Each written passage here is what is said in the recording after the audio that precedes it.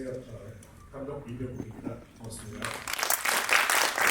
안녕하세요. 저는 윤정 역을 맡은 배우 문희경입니다. 반갑습니다. 술집 주인 역입니다. 김태규입니다. 이 영화 촬영한 이상우입니다.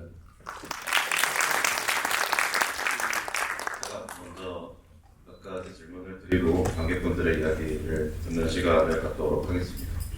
이 영화는 아주 짧은 백일몽 같기도 하고 아주 긴 시간을 돌아서 도착한 현지 같기도 한 묘한 영화라고 할 수 있는데 영화 속에 몇 가지 모티프들이 있습니다. 일단은 제목이기도 하고 또 영화의 서두에 이렇게 텍스트로 삽입되기도 하는 그 허망에 관하여 그 김남조 시인의 시 구절 그리고 계속해서 주인공들이 연주를 하고 부르고 있는 노랫말 그리고 또 영화를 만드는 사람들의 이야기 이 안에 있어요.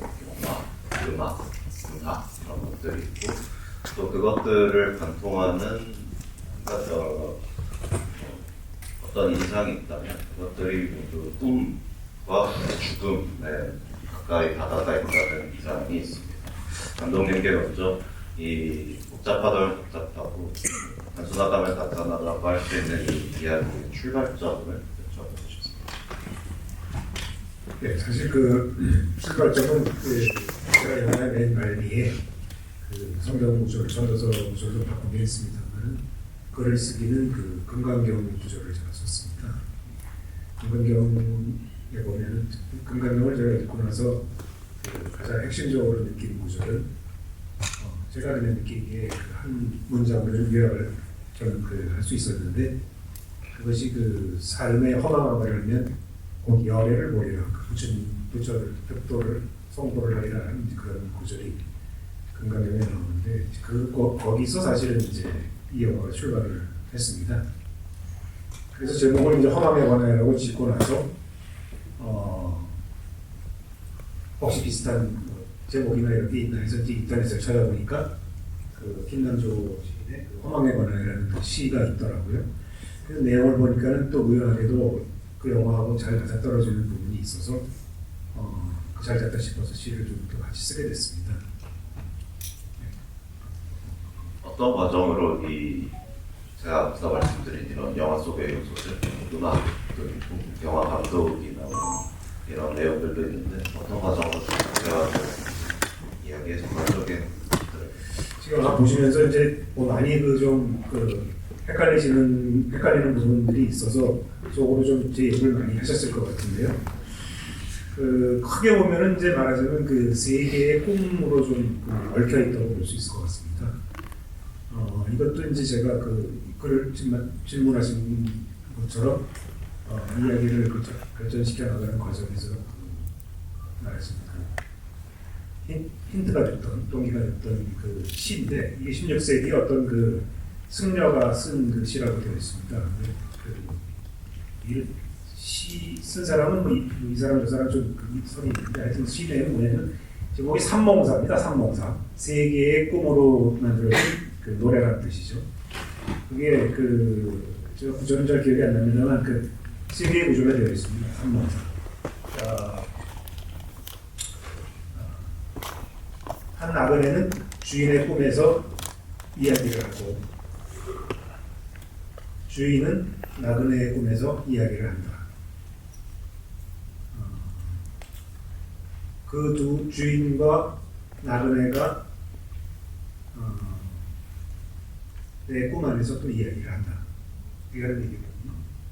그러니까 이 영화를 보시면 그 윤정의 꿈의 이야기와 이도의 꿈의 이야기와 또 그 두 사람의 그 꿈을 꾸는 꿈과 그러니까 세 개의 꿈이 이제 얽혀 있는 그런 구조로 이제 이야기를 만들어가게 됐습니다. 그 배우 두 분과 촬영 감독님께 공통적으로 비슷한 질문을 여쭤보고 싶어요.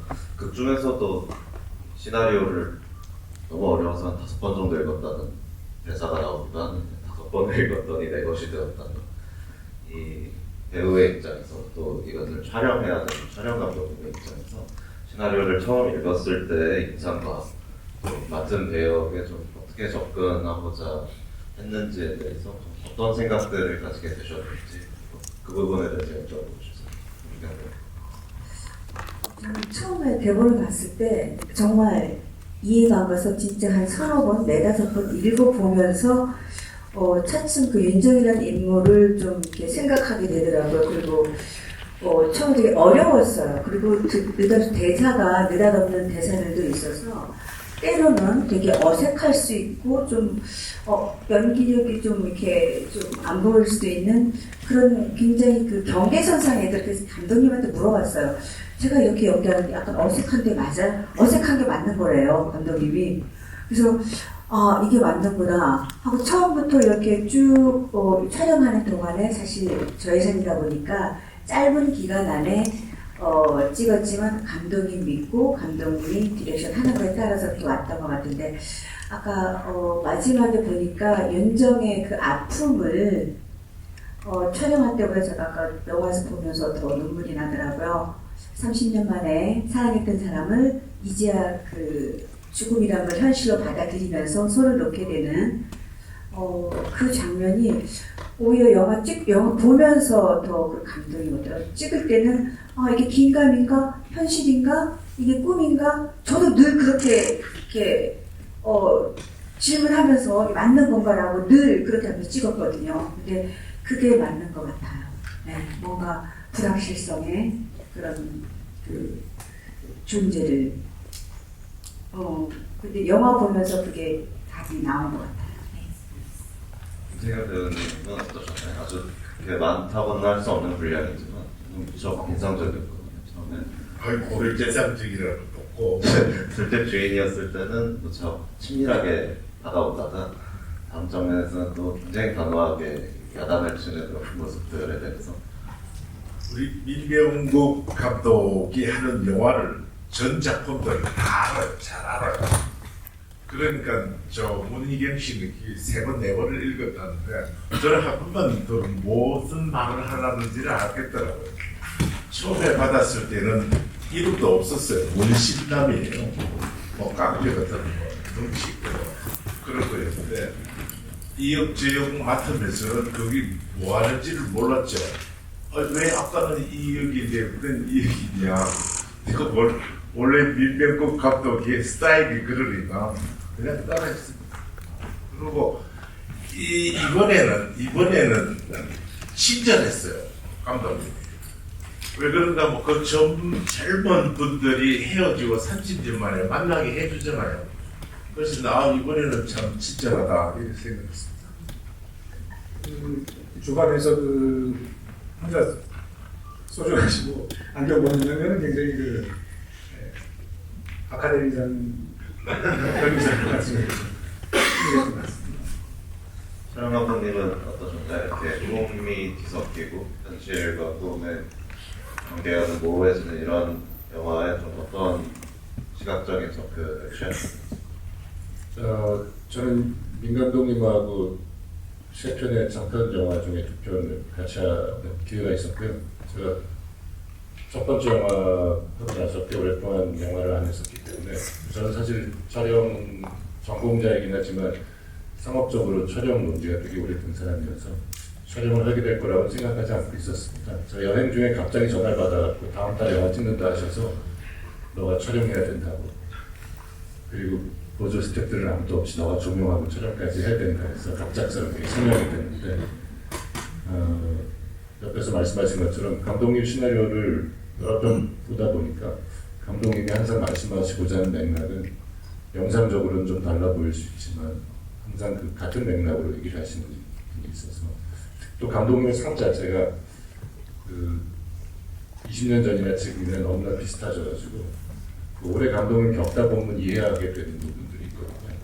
그 감독님이 되게 재밌으신 분인데 그 영화 속에 되게 많은 감독님만의 코믹들이 있거든요. 근데 영화를 너무 진지하게 보시니까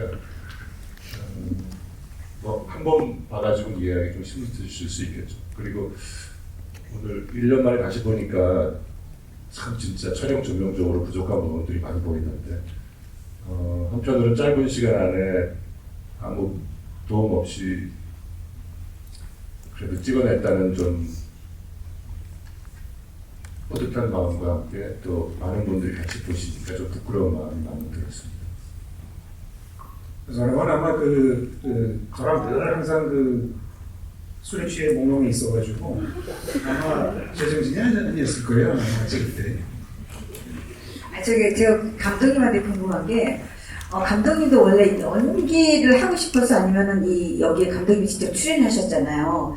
제작비상 그렇게 하신 건지 아주 어색한 연기가 잘 맞았던 것 같아요. 저 볼 때마다 너무 어색해가지고, 근데 그게 캐릭터가 잘 맞았던 것 같아요. 좀 잘한 것 같은데.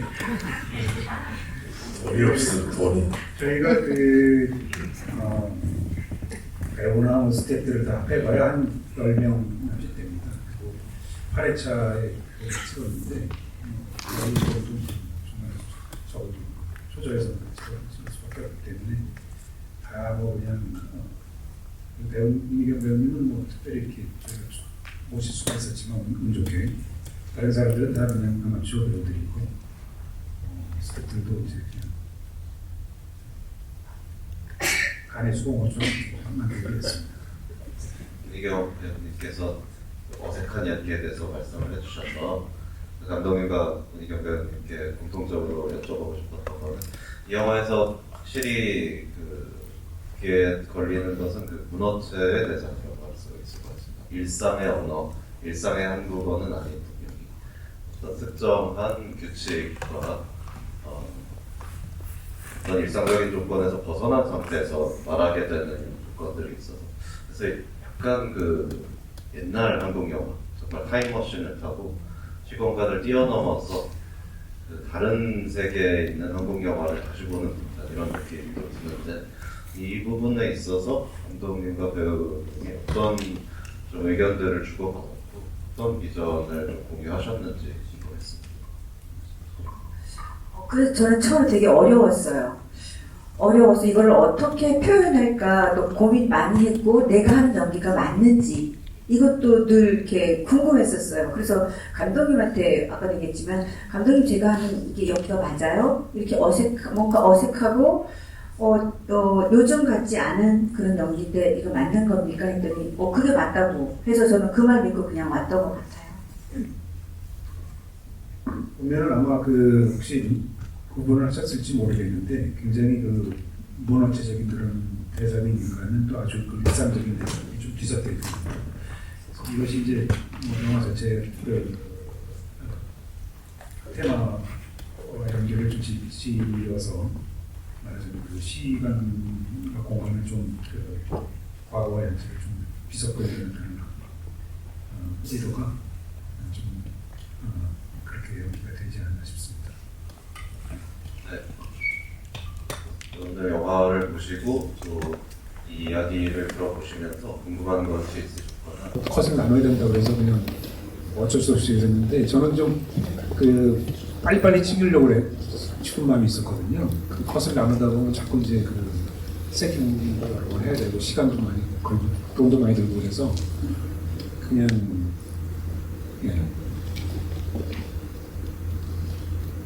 그거는 저도 감독님 테이크를 좋아해요. 배우의 감정을 이렇게 자리 잡고 쭉 가는 연기 좋아하거든요. 제가 또 뮤지컬을 오래 하다 보니까 그거에 많이 익숙하답니다. 컷 짜는 것보다 쭉 롱테이크로 가는 게 저도 좋아요. 그거 보면서 감독님하고 좀 맞았던 것 같아요. 아니 저는 그냥 돈을 좀 줄이고 싶어서 유일하게 반대 의견이셨던 촬영 감독님 어떤 기준으로? 감독님 전작 두 편을 보면 롱테이크를 많이 사용하셨었어요. 근데 이제 그때는 지금보다 훨씬 제작 예산이 높았었기 때문에 실제 이제 촬영팀, 조명팀 붙어서 작업했어서 그런 좀 수려한 조명과 미술 안에서 그게 가능할 거라고 생각했는데 지금은 그때랑 좀 달라서 배우들한테 좀 더 가까이 들어가는 카메라가 그 인물의 어떤 표정 변화나 사소한 움직임 같은 거를 잡아서 감정을 전달하는 데 좀 도움이 되지 않을까 해서 커트를 많이 나누려고 했는데 그 중간에 남녀들이 대화하는 장면들은 대부분 길게 갔었거든요. 실제 촬영을 다시 좀 더 쪽에서 했었는데 사실 대사가 너무 많아서 보시는 분들이 좀 지루하지 않을까 하는 걱정 때문에 저는 커트를 많이 나눴던 거고, 감독님 역시 본인 생각대로 나눈 커트를 안 쓰시고 그냥 길게 주로 사용을 하셨더라고요. 이 영화의 동태익께서 문희경 배우께서는 가장 그 앞서 말씀해주신 감정을 이끌어가는, 배우의 감정을 이렇게 끌어올리는, 이 영화에서는 가장 인상적이라고 할 만한, 그런 기준으로 봤을 때 가장 인상적이라고 할 만한 순간이 있다면 어떤 장면인지 궁금합니다. 그때 그 이도의 죽음을 확인할 때 그 병원에 가서, 지금은 굉장히 짧게 나지만 그 장면이 굉장히 저는 좀 많이 좀 인상 깊었어요. 그 죽음, 이도의 젊은 시절의 얼굴 그대로인 거잖아요. 그대로인 건데 나는 이미 늙어 있고 이도에는 그 젊은 얼굴이 있을 때 그 굉장히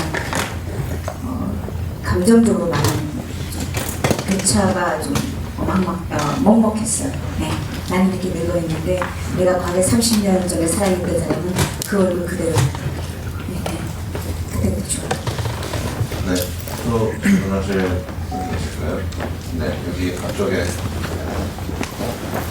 노래는 그 제가 만든 게 아니라 저희 그 죽은 형, 저우리도 제가 많이 나는 그 20살 무렵에 그 대형가 호텔 화재 사고로 죽게 됐습니다. 그때 제가 그 죽기 전에 이제 그 형이 만든 노래 만들고 잠깐 좀 활동을 했었는데 그 엔딩 때 나온 거나 중간에 그 이도가 자꾸 자기가 들어보는 것처럼 그 할 때는 그 음원은 실제로 우리 한 50년 전에 녹음했던 집에서 그냥 그 연습하면서 그 리테이프에다가 녹음했던 게 어떻게 남아 있어가지고 미발톱 기주고. 예, 그게 그 50년 전 목소리를 그 살아난 거죠. 제가 듣고는 근데 그때 제가 한 10살 정도 연습했을 것 같은데 그때 제가 때는 그 가까운 그 가족의 죽음이라는 것이 조금 이렇게 좀 실감이 좀 잘 안 났었어요. 마치 그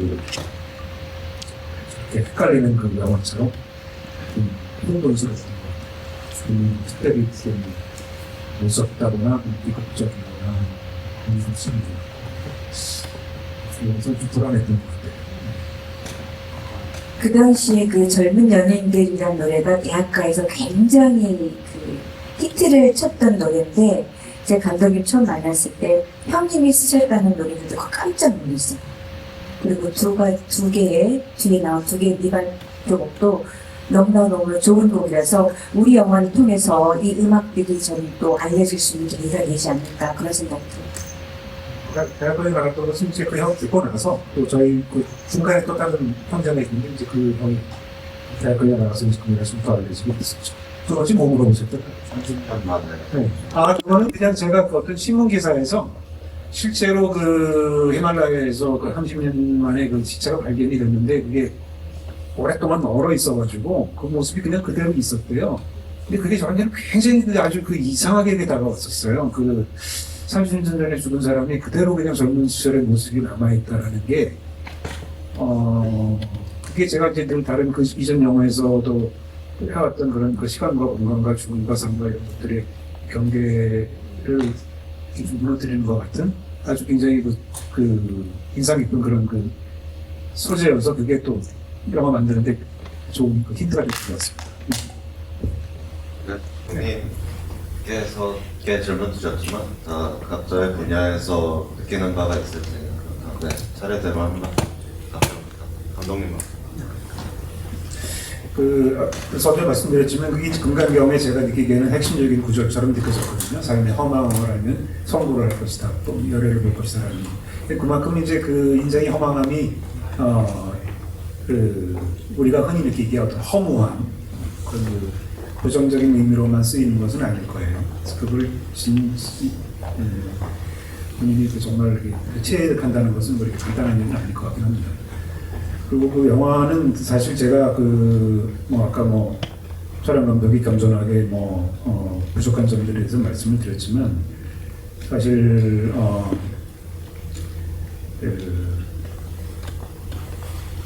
예전에 우리가 예산을 좀 많이 썼다고 그랬는데 그때도 한 2, 3억 정도에 만들었던 것 같아요. 근데 이번엔 그거에 한 10분의 1 정도 영화를 찍어야만 했었습니다.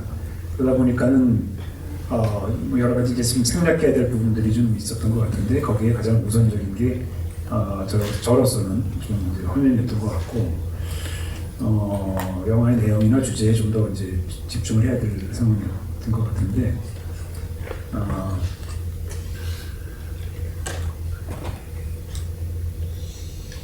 영화를 저는 사실 그냥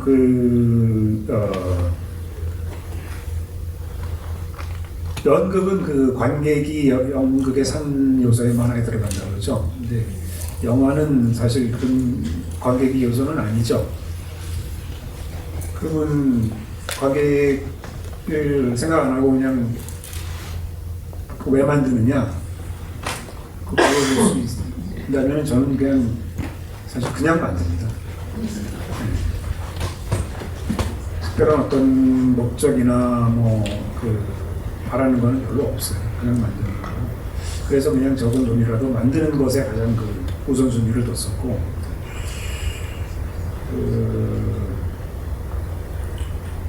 어떤 그러니까 관객이 영화를 만드는데 굉장히 큰 힘이 될 거예요. 관객이 봐준다는 게. 전 지금 몇 분이 질문하면서 아마 인사치레로 말씀해 줬을 것 같은 영화를 재밌게 봤다는 말을 저는 믿기가 어렵습니다. 영화 속으로 다 읽겠을 거예요. 근데 어쨌든 이제 만약에 정말 재밌게 봐주셨다면 그게 굉장히 만드는 사람한테 큰 힘이 되겠지만 역설적으로 영화 관객으로부터 관심받지 못하는 것도 영화 만드는데 굉장히 큰 힘이 됩니다. 네. 제가 알고 있는 지금 돌아가셨는데 아주 유명한 작가 소설가 분이 계시는데 그분이 살아생전에 어떤 방송에 나와서 인터뷰를 하면서 그런 말씀을 하셨어요. 워낙에 대중적으로 유명한 분이기 때문에 자기가 다시 태어난다면 정말 철저한 고독 속에서 자기만을 위한 글을 써보고 싶다고 하더라고요. 네, 그래서 저는 그 영상을 이렇게 뒤늦게 봤어요. 돌아가시고 나서 유튜브에 좀 잘 돼 있습니다. 그거 보면서 속으로 너무 웃기는 거예요. 나는 굉장히 지름길을 빨리 돌아갔구나. 유명해지기 전에. 사실 그게 양면성이 이렇게 있는 것 같습니다. 저는 우리의 인생 자체가 허망이라고 생각해요. 현실과 그리고 죽음과 그리고 이게 어떤 일이 닥쳤을 때 이게 꿈이기를 저희는 바라잖아요. 이게 꿈이기를 바라고 꿈속이었으면 좋겠다라는 생각을 많이 하는데 이 영화를 보면서도 아마 그런 생각이 들지 않을까 그런 생각이 들고 저는 민병호 감독님이 이 영화를 초저예산으로 찍자고 했을 때 저는 그런 마음으로 참여했어요. 감독님이 영화에 대한 열정과 영화를 포기하지 않았으면 좋겠다는 사실 우리나라 지금 한국 영화계가 너무 어렵습니다. 그래서 수많은 정말 재능 있고 정말 훌륭하신 감독님들이 많이 손을 놓고 있는 상태인데 그래도 영화는 계속 만들어져야 되지 않을까. 그래서 행여 이 영화가 감독님의 또 영화를 할 수 있는 용기를 주어진다면 또 이 영화를 제가 참여하게 되면 되게 보람도 느끼고 한국 영화를 또 계속 만들어줘야 된다고 생각해요. 근데 오늘 관객분들이 이 영화를 정말 끝까지 관객과의 대화까지 이렇게 참여해줘서 우리 영화가 나쁘지 않았나 이런 생각을 들으면서 용기가 생기네요. 감사합니다. 네. 아니라고 하는 것도 너무 신기해요.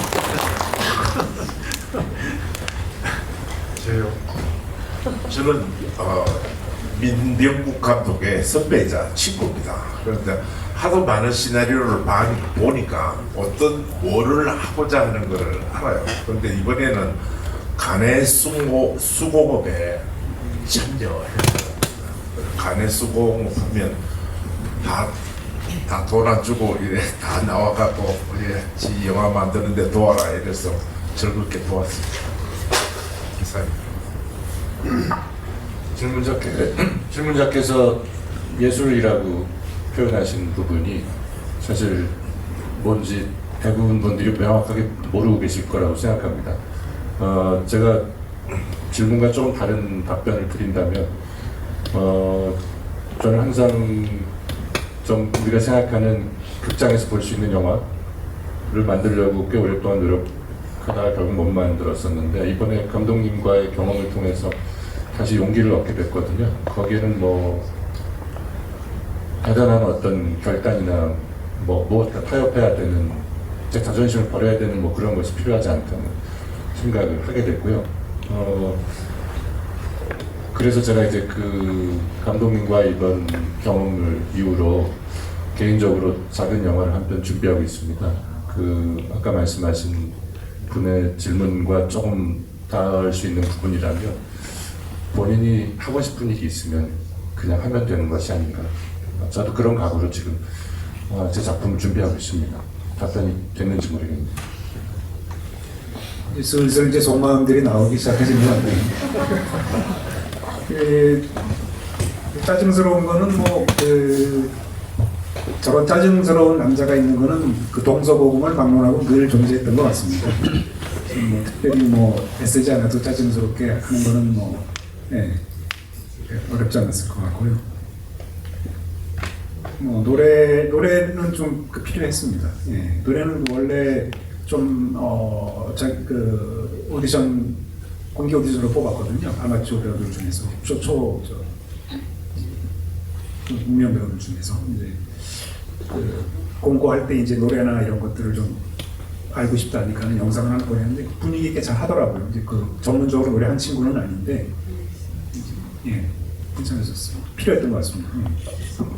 이경 배우님은 같이 연기하는 장면 자체가 많지는 않지만 영화 전체에서 어쨌든 그 주요한 두 배역으로 이제 같이 협업을 한다고 생각을 하셨는데 그 상대 배역에 대해서는 어떤 느낌을 가지셨나요?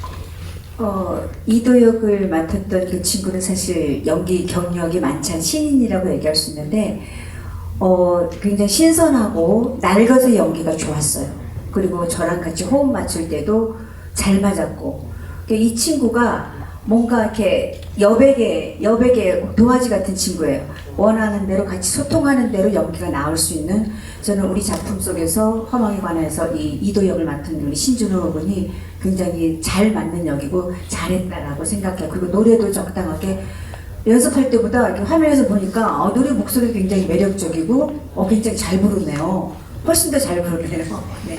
저는 아주 만족하고 굉장히 칭찬해주고 싶은 친구예요. 저희 영화의 주인공으로서 딱 정말 우리 감독님이 고심하고 선택한 이유가 있었다라고 생각해요. 네. 주어진 시간은 다 돼서 아쉽지만 여기서 마무리를 해야 될 것 같은데 관객분들께 한마디씩 저는 너무 놀랍게 이렇게 끝까지 앉아서 잘 해주셔서 너무 감사하고요.